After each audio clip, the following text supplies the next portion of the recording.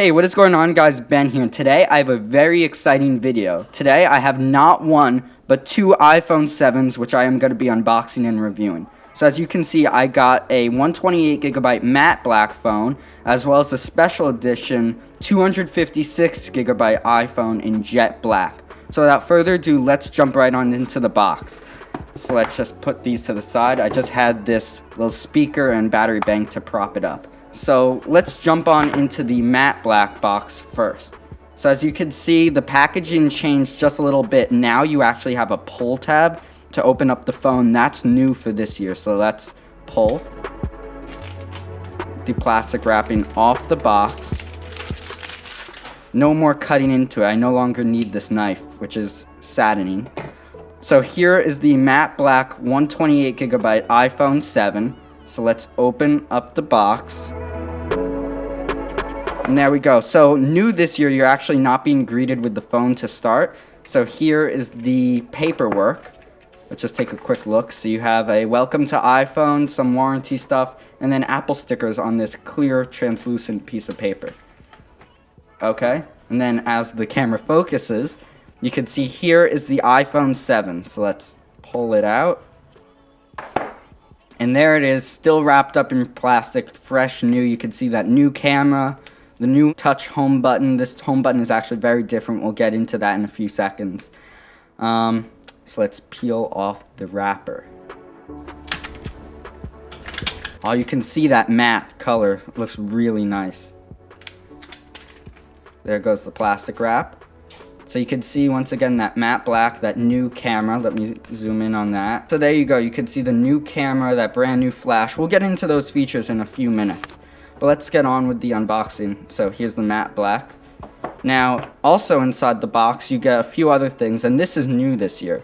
So you have your wall brick, which is the same as always, but you also have these ear pods. Now, these are very special ear pods. You can see on the back, they give you an adapter. That's why these are so special. Because if I actually open this and pull these out of the box, you can see they are lightning ear pods. Let me zoom in on that so you can see. So they no longer have the 3.5mm headphone jack. Now, they're still the same headphones as always. You still have the remote mic. They still work the same and sound the same.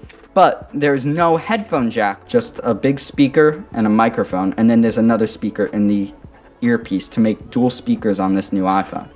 So, to compensate for the lack of a headphone jack, Apple throws in the box this little adapter, which is most likely to get lost, but they sell them for $9, so that's good. And that goes from headphone jack to lightning cable.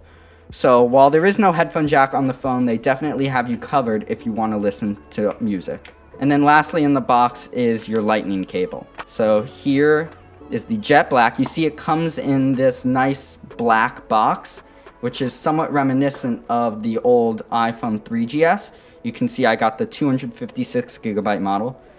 So let's open this up. Okay.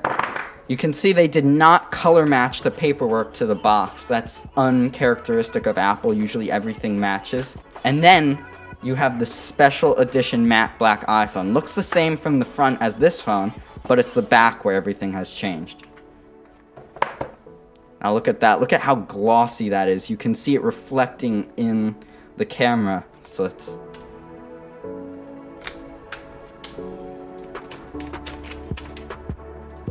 Oh, look at how shiny that is. That is definitely a fingerprint magnet.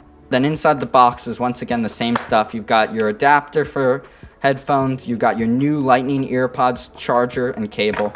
So now let's move on to the actual features of these brand new phones and take a look at the design and what they have to offer. Okay, so this year Apple released two new iterations of the iPhone. You have your jet black and your matte black. Now both of these look fantastic. You have your matte black, which has that stealth look, resists fingerprints, is a little bit more sturdy, and is overall just a darker version of last year's space gray model.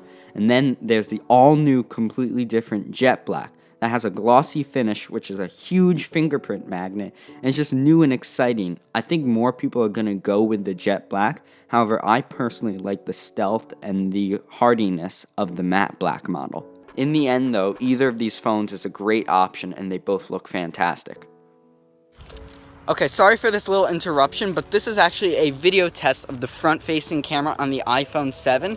But one thing I thought I had to interrupt and mention is that the iPhone 7 is very prone to scratching. I've just been laying it on rocks while I'm filming my B-roll. As you can see, this camera's right there. And the back of the iPhone is getting all scratched up. Now, I think this is just because the glossy model, which has like that gloss layer over it, is very prone to scratching. I haven't noticed it on the matte black model, but as you can see by this shot, it does get scratched very easily. Even with like keys, it'll just scratch up. So I would caution you to get the matte black model instead of the jet black, even though the jet black looks so good, just to avoid getting scratches. That's my 2 cents. Now let's just jump right back on into the rest of this video. So now you have that brand new 12 megapixel larger f1.8 optically image stabilized sensor. Now what that means is that this camera takes much better pictures than the old phone. I can show you a couple of samples and how it actually works, but this camera is much more precise, clear, and overall just a better camera. Now alongside the new sensor in the camera, the flash has also changed. This is now a 4-bulb flash, which means that you'll get brighter images that are more vibrant in the dark. Overall, this iPhone has become a lot better in low-light photography with a combination of the wider lens, the optically image stabilized sensor, and that new flash. This is very good in low light. Now, one other thing I should note about the durability, which is a huge change for Apple, is both of these devices are now waterproof. So as you can see, I can drop it in water, I can drop it in the toilet, it would be perfectly fine. So for those of you that have done that, you won't have to worry about that with this iPhone. So there are a few other things that Apple changed in this iPhone that I didn't really mention. The first of these is that Apple changed the home button to a solid state design. What this means is that the home button doesn't actually click, but simply simulates a click through the Taptic engine. Now this is part of a transition period into their next iPhone, which rumored is not going to have a home button. But we'll see about that. Apple also improved the front-facing camera, so now it's a 7-megapixel selfie camera, which will help all those Snapchats. The battery has also been increased slightly. However, it's not really a huge change. You'll notice it, but it's only going to be an hour or two every day.